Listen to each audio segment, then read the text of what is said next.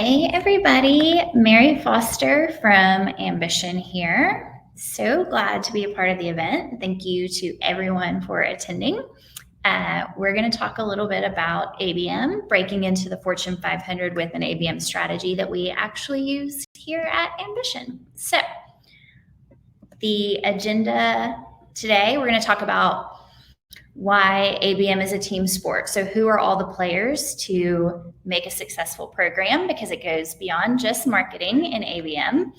We're going to talk about how to call your shot, choosing your target accounts, defining ICP and how we went about it here. Shoot your shot, some great examples of campaigns we actually deploy.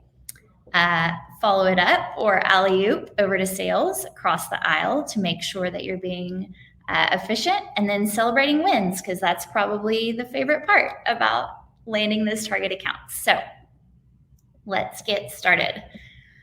Why ABM is a team sport. So in order to deploy all the tactics that we need to run a successful program, it takes more than just marketing. So you're going to be pulling in players to actually run account-based engagement. That could be everyone from sales, CS, ops. We'll kind of talk about the roster, but you're going to be building a miniature team from people across the house. So this is what our house divided looks like a little bit. We have people from different parts of the org, and we want to go from this to this, where we're all on the same team to do what we need to do to land the targets that we want. So who are our players? So usually sitting in the middle is the head of the ABM program or head of demand. For us, we have a small org, but that would be me. So I am the senior director of demand gen and sit sort of right in the middle of the strategy. And then we pull in our events person who leads events, because what we want to do is pick and choose events and sponsorships based on where our targets are. And we need sales dev to call on the targets that marketing is warming up. And we need AEs to be in alignment with all the content and calendars. Content has to support from vertical content. We need ops. So we'll talk about all the players and all the parts, but it's definitely a team sport and goes very far beyond just the marketing org. So you have to get some cross-functional alignment happening. All right, so how we do it. Call your shot. How we pick and choose our accounts is not just who we want to win. That would be awesome if you could just name a logo. But what we did was try to get a little bit strategic with it and find out which current customers that we have today utilize the product the most, were expanding the most, had the least churn, paid us the most money. So there were a lot went into it to try to define commonalities across our best customers. And so we were able to do that, and we sort of put them into buckets both by market segment and size, and then also the vertical of that industry. Then we went into our CRM to see who all fit those different categories that we had in the CRM today. So if we said, all right, cool, we like software sales teams that have 200 employees and up, who all exists in the CRM today that fit that criteria that could possibly be a target? We didn't have enough people in the CRM that we wanted to go after. We had some, but not enough. So we use a tool, personally, we use Bombora, so that we could set some firmographic info and say who's surging on topics that we care about: sales readiness, sales enablement, sales coaching, gamification. Who's surging on those topics that are also in this right size and in this right industry, and let's import those into the CRM weekly. So that helps us grow our CRM and identify future targets. Then we get into prioritizing. So it's more, again, than just like, are you the right size and are you the right industry? Then we start to get into scoring a little bit. So for us, it's a combination of things. So who's visiting the website? We track that and you get points. Who's downloading content? You track that and get points.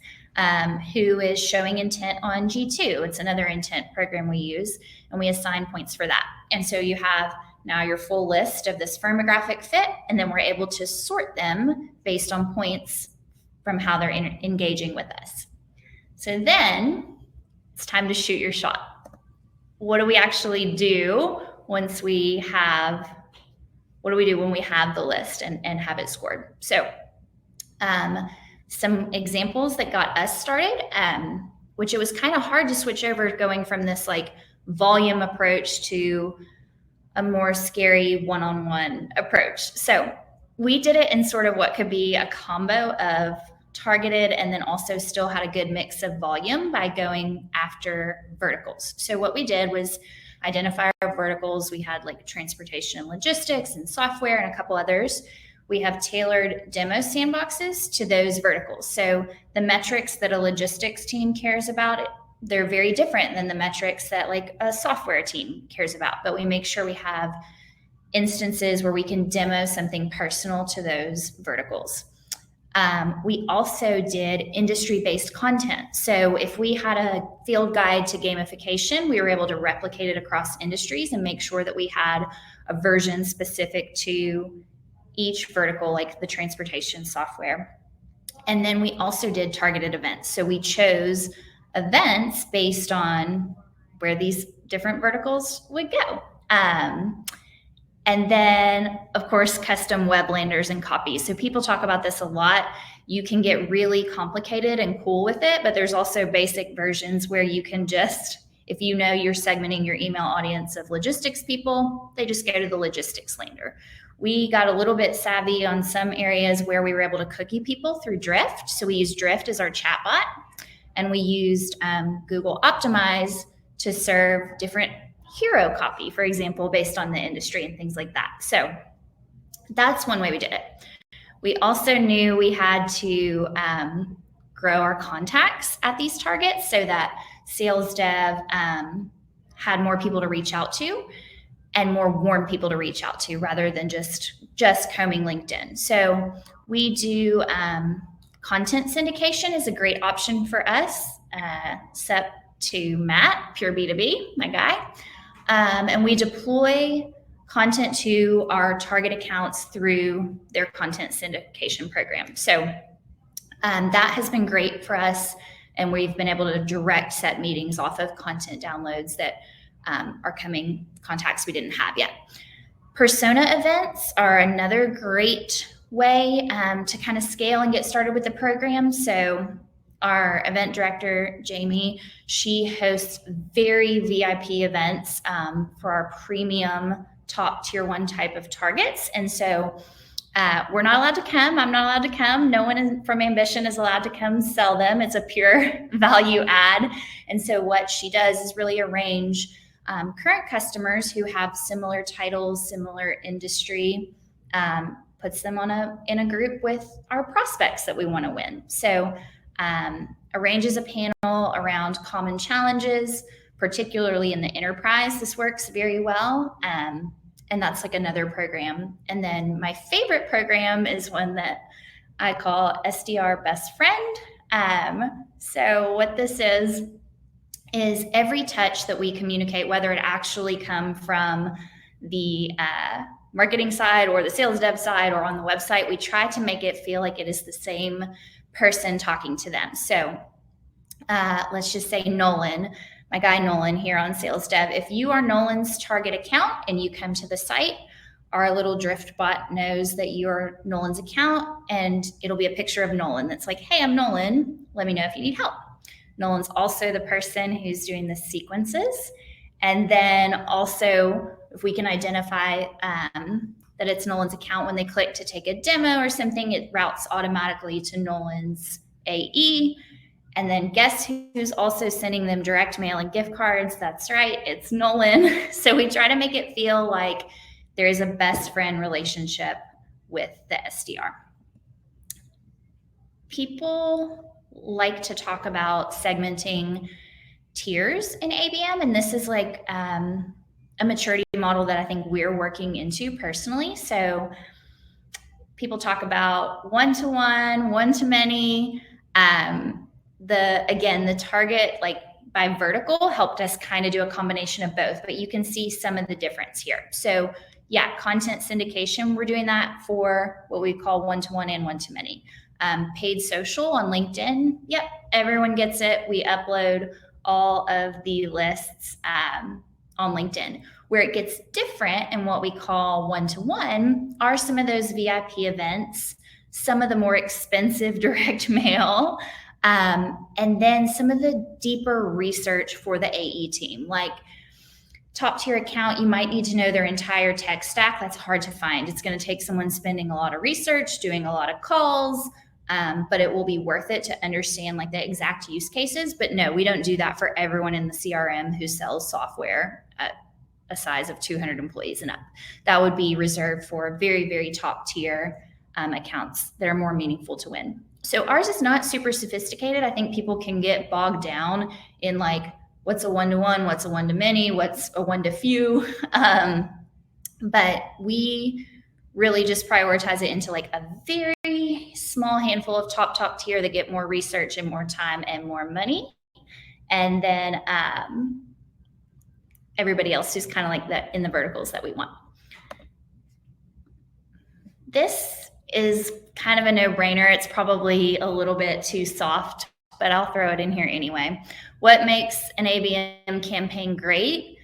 The more personalized it can feel, the better. And so again, that an example of that would be if you send an email to all of your logistics prospects and they come to the website, wouldn't it be nice if the hero said like the leading coaching platform for logistics teams? Feels like you're speaking to them. It's very easy to set up. It's free with Google Optimize. Great example of that. Other things would be focused on those pain points. So really making sure that your teams are enabled to speak to common pain points across these verticals. It does need to be actionable and valuable to the buyer. So this is something, you know, who has a great experience of this is, no surprise, I guess, based on what they do, but 6 Sense. So when you go, they're able to identify you on the site pretty quickly. I'm able to schedule right to my direct AE's calendar. There's no demo form, and we're trying to do some of the more sophisticated things like that, but it really just creates a more seamless experience from start to finish, leveraging technology. We talked about this a little bit, but just to recap some of the SDR best friend, which is a play I think everyone can take if you have even just a basic tech stack. So you can align the emails and calls, of course, are coming from the sales development rep that owns those accounts. There's ownership set in the CRM. You can deploy gifts from the SDR. We use Postal to do that. And then guess what? If they attend a webinar or an event that Jamie puts on, we don't just do a generic follow-up. Guess who follows up? The SDR. Then they land on the site and the chat is a picture of the SDR. And then when you click on the calendar, it's the SDR. And then we also are exploring the idea of LinkedIn ads custom, like from the people instead of just the brand. So that's a little recap of my favorite one we do. But then there's also a conversation on the ops side of like, how do you follow up? Like, how does it go from, let's say someone downloads my coaching analysis, either from pure B2B or on my website. They're from my target account. They download my content. Great. This is when you run the alley-oop over to sales. So the way we do it is a combination of notifications in real time. So as soon as someone downloads the white paper or the ebook or whatever it is, the SDR who owns it gets a notification in Slack. That's real time if they're able to reach out. Oh, you just downloaded my ebook. Cool. That's not always possible. Maybe you're in a blitz. Maybe you're on another call. You can't do everything in real time, but we do have real-time notifications. And then we also batch and send those over weekly. And then again, the scoring too. So if I'm Nate and I've got my list pulled up for the day, how do I sort it? How do I know who just downloaded something? How do I know who's been to the site a few times? Again, that comes back to the scoring. I'm going to prioritize the hottest people first. And again, notifications from G2, all of that is set up so that things are happening in real time from marketing activity over into sales dev so that we can work the best people in the right order. Okay, this is partially just because what we do, but a big part of our success in making this repeatable has been to have a good time. So we've tried ABM in the past, years past. What ends up happening is you have a quota and you just go work whatever you can get to hit your quota. Maybe you need one more meeting and you're at quota and you don't care about your target list, so you just go set a meeting with whoever you can get. I think everyone knows that that can happen and that has happened. And if you're not careful, you lose your ABM program to a bunch of lone wolves just desperately trying to hit quota. So what we do to create a repeatable process, and that has been the most successful so far, is celebrating everything. It's great because it's fun, but it's also a lot of visibility. So what that looks like for us, again, is notifications. So we use our own product to notify the celebration channel when we set meetings off target accounts or any meeting. And you can believe that when I see, oh, interesting meeting that outbound rep set that wasn't on the target list and wasn't a priority, what is happening here? It lets me keep everyone accountable to the process, but it also lets me celebrate when an amazing logo comes either inbound, sup to Joe who works the inbound, or if an outbound rep is able to get it through calling on them that way. So celebrating when the meetings are set, it happens in real time. It's super fun and it keeps everyone motivated to want to set more meetings off the target list. We do something similar around pipeline generation. So if your meeting turns into qualified pipeline, everyone gets to see the big money, and we celebrate around that too, which is just fun. But a bigger thing than that, it is accountability, it is encouragement, but it keeps people adhering to the process, and it keeps people across the org informed into what is going on. So again, we talked about, it's not just marketing, it's not just sales, it's people from ops, it's people from CS when we're trying to upsell a first year account. There's all sorts of people that need to know what is happening in real time, and it's a great way to inform them through something that's fun that everyone likes. I do think we've been successful. We talk about this as like breaking into the Fortune 500, and here's how we're doing it. Here's who we're getting. And so I do, because it is nature of our product to celebrate, I do have something that I want to share, which is our hype playlist. I'm going to leave y'all with this. I'm going to share it in the chat. We like to have a good time. If y'all want to have a good time when you're setting meetings from your target, when you are converting your meetings into qualified ops, please join us. Just linked you to the Spotify playlist. Listen along. Drake fans in the house gonna be happy. I had a lot of Drake on there. Okay, I think I'm at 2 minutes on time left. Are there any questions? I'm sorry I didn't keep up with the chat in real time, but any questions in the last 2 minutes? Drake fan, hey Richard. I see some people talking about used to be the lone wolf out there. Listen, marketing doesn't hate you. We just want to redirect you back to the list. We want to keep you on the list. Okay, Q&A section. Sorry. How will you create a process to understand how warm or cold they are? We do scoring. So if you've been to the website, you get points. If you've downloaded content, you get points. If you have filled out a pricing form, you get more points.